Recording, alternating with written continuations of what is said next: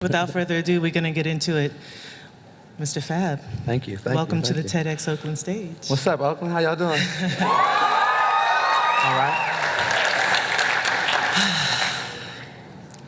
So one thing that I found really interesting when I started digging into Mr. Stanley Cox was you started writing songs at 11. That's crazy. I spoke to someone who said that you would carry a notebook around and walk up to them and be like, I just wrote this new song, you gotta hear it. And it would actually be banging at 11. So did that love of writing songs, where did that come from?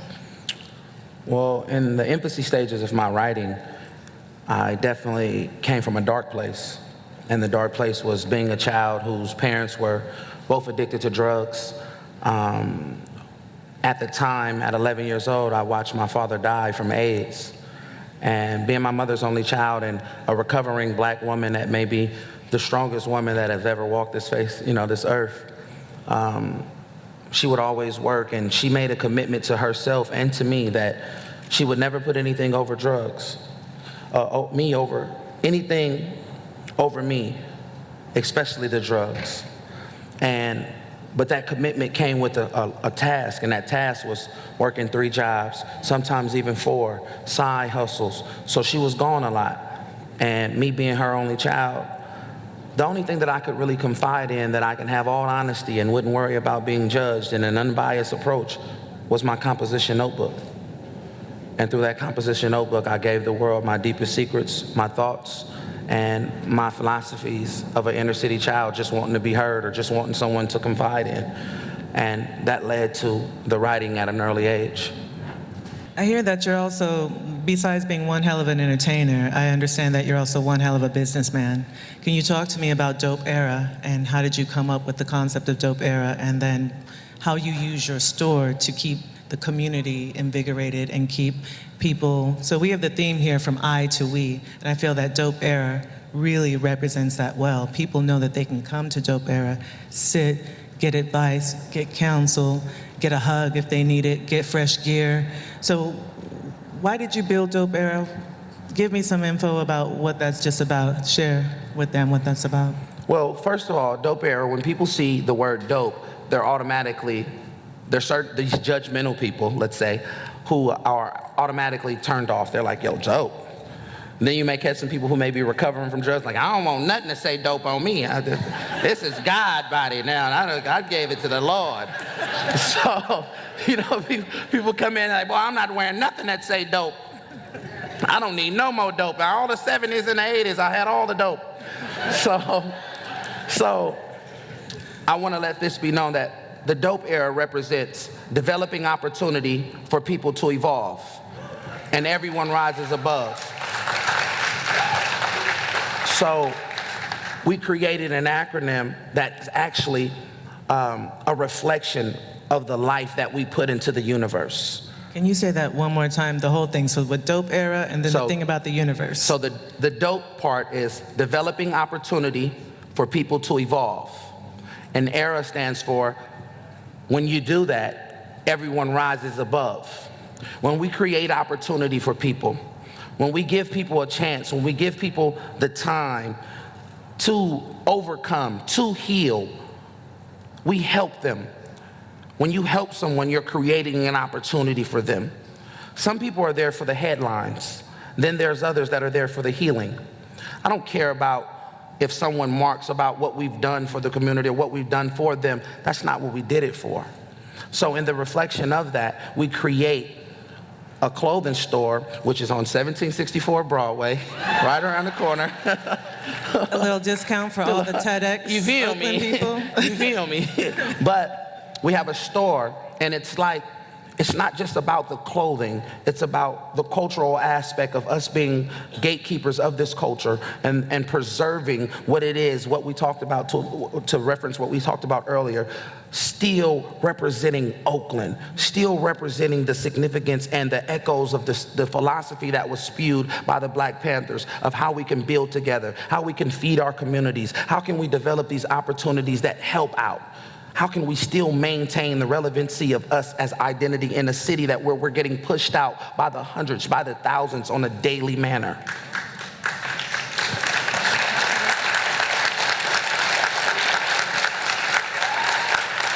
So with that, we have vaults where young boys come in and we have mentorship programs. On December 9th, we're having an all-girls summit for the empowerment of young black women. And we won't even limit it just to black women, but girls to women.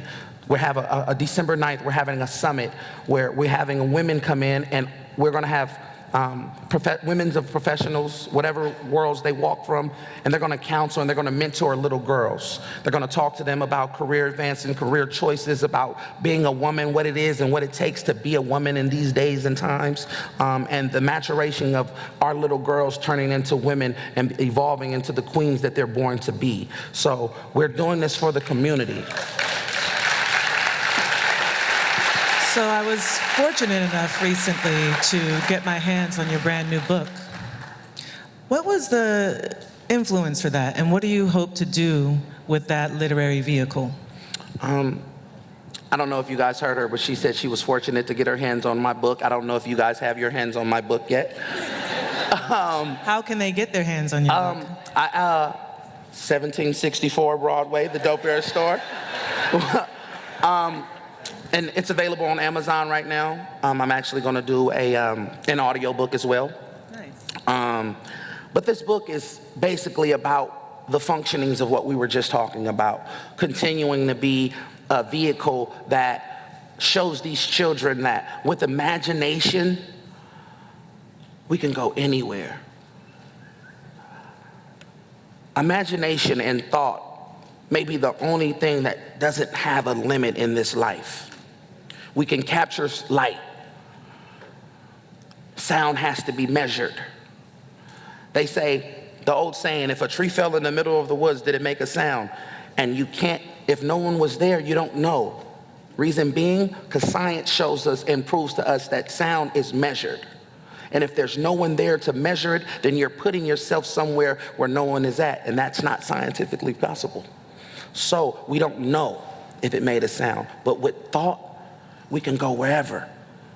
Thought can travel through Earths, travel through planets, travel through, it's no limit to a thought. And I'm challenging my people to continue to be creative, and creativity is combative to being complacent. When we're complacent, when we're stuck, that means that we've allowed our creativity to come to a standstill, and we're not thinking of a way to further ourselves anymore. So the trajectory of which we once wanted to be headed, we go the opposite way. So with this book, all I'm about is motivating and showing people that this is all off thought. Everything that I've always done and everything that I represent has started with a thought. From me writing, from me creating this clothing line, for me being a pillar of the community. These are all through thoughts. Thought with action represents success. And to me, success is being able to think. So would you then say thought is the most powerful tool that we have in our arsenal to change our world, to change ourselves? First forming who we want to be here, and then trying our darndest to put that into action. What about the kid that you described who wants to be a drug dealer because that person is pushing a Mercedes and feeding their moms and paying the rent and putting their kid brother or kid sister through school? How do you then take that kid and say, hey kid, all you have to do is just think yourself out of not being in that Mercedes and not selling dope? How do you get that kid to understand that with the change here, it can change the trajectory of their lives? Because now they're getting money. Right now, they're completely caked up. Everybody thinks they're the man or the woman, and they have a lifestyle to show and prove to them, like, yes, this is the track I should be on. How do you get that kid over here instead of going that way with just thought? We must understand that many of us have been through several things in our lives, and sometimes the outcome is not how the start of it started. The spawning of something doesn't always have to end up the way that it started. My mother would always say, it's not how you start, it's how you finish. Some of us have stories that are full of glory that we never want to share. Then some of us share our stories and it makes people say, you went through that? You did what? That's so inspiring. That's so inspiring to see someone say, bruh, I seen how you did it. Show me how you did it. Give me some advice. Which we feed back and we say, if I can control the power of thought, if I can show you that if you utilize your thinking, your process of thought, this is what you can cultivate. The curation of what you can create when you think about something, let's do it. Imagine that. Imagine how many people have been driven down the wrong roads because of manipulative thought process, because of there's been a negative influence. I don't believe that there are bad kids. I believe along that child's life there's been an adult that has led to the delinquencies and the juvenile activities that that child indulges in. So there's no such thing as a bad child. So it feels like you're saying to me that part of it is actually ourselves moving into action and being present in these youth's lives and saying, hey, let me, through being present with you, show you that things can be different. I'm going to tell you, so I planted the seed in you, but now I'm also going to show you. And we don't consider a dog a good dog because it's a good barker. We shouldn't consider a man a good man because he's a good talker. We must understand that you can talk a storm up, but if there's no action behind your philosophy, then you just bull. I don't know if I could cuss, so I'm gonna just leave it at bull. But y'all know. This is a PG kind of situation. Yeah, we're gonna keep it cool. I don't cuss in front of my daughter anyway. So what I'm saying by that is we have a lot of people that talk great game. You sound great, you're amazing. There's some people up here that have speeches that may win a Nobel Peace Prize. They may win a Pulitzer of other things that they've wrote. They're great with their speeches, not knocking anyone. I appreciate you. I love your literary references and everything. But what we in these trenches. I'm in these streets. I'm in these streets with these little kids that don't have hope. I'm giving hugs to these little girls that never have had hugs. They've never had males in their lives that told them that they were beautiful. I'm talking to these young brothers that their mom never told them that they loved them, that they call their daddy bruh. Understand how that is.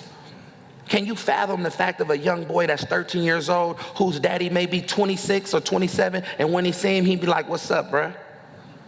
What's good with you? And he can't establish a father-son relationship because he's still looking at his father like a son. He looking at his father like he a little boy. Like, man, you ain't grown. You can't tell me nothing. What you got? You still stay with your mama. You may laugh, but the hilarity is the reality that we deal with. We deal with these children who have never been loved. We deal with these children who have never been given an opportunity. We deal with these children that nobody care about and they've been wrote off. So when we trying to give back and when we on the front line dealing with these, it's easy to give up on somebody else, child. You're like, man, that ain't my kid anyway, man. He crazy. But that's what happened. My OGs called us crazy. Y'all the same ones that sold dope to my mama. How we crazy? We are the generation that you created. We are the generation that they perpetually set up in front of us, and they set up exactly. Meanwhile, they were selling dope to our moms. They was giving us dope to sell. This is the reality that we come from. So change, we got to start here, man. As a village, it's up to the villagers to rebuild the villages. This world is one big village, and we all a community.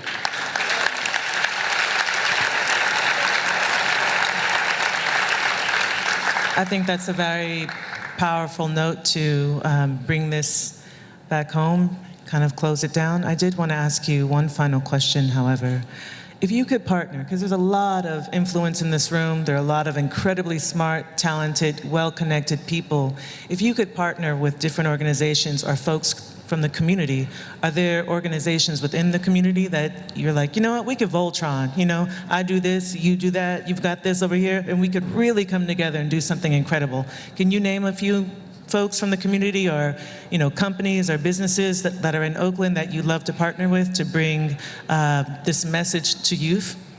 I'm with partnering with anybody that has the same sentiments that I have, that have the same passion that I have, not only about the city of Oakland, California, but for about the benefits of these children, for about how can we sit up and rebuild our communities? How can we start back and take over our communities? How can we continue to open up businesses within our communities? Whether it be youth uprising, whether it be violence prevention groups, whatever these programs that are, not just the programs that want to profit off people's pain. Not just the programs that want grants so they can fund their own vacations and they can do all of these other things that they don't have to pay taxes on. Not just and I'm not even going to use that one. Not even just, because I don't want to offend anyone. But I'm passionate about it. And open to partnership, obviously. Yeah, and I'm passionate about it, and I'm open to partnership. But what I see, what I've experienced, what I've dealt with, I see a lot of people that are only there for the headlines. They only want to see their name in the paper. They only want to see their name on an email blast. And to them, that is more important than the work that needs to be done. I'm there for the healing. Tuesday, we have our 14th annual turkey giveaway where we're giving back to the community. We're feeding. We've been doing this for 14 years, all out of our own pocket.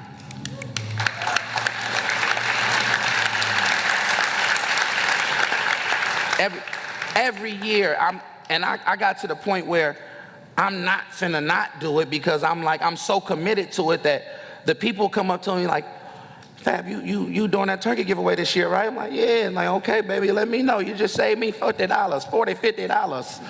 And I'm passionate about that, man, because that helps me. It's a selfish act, but it's selfless. And the reason why I say it's selfish, because the sister up here earlier, she said, when you do good, it make you feel good. When you doing good while you're doing good,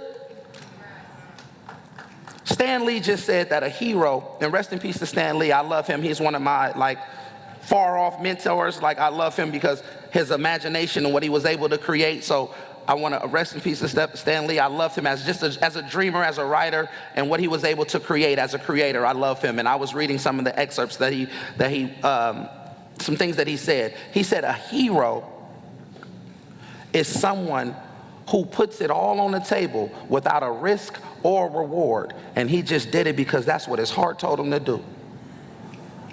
And we got to get back to being heroes, y'all. Not all heroes wear capes and uniforms and disguises. We are people. When we look in the mirror, we got to see the heroic side in our hearts. So we here for the healing, not the headlines. So anybody that want to partner up, that do some stuff for these kids that really mean it, 1764 Broadway, we're there every day. And with that, we'll bring it to a close. Thank you very much.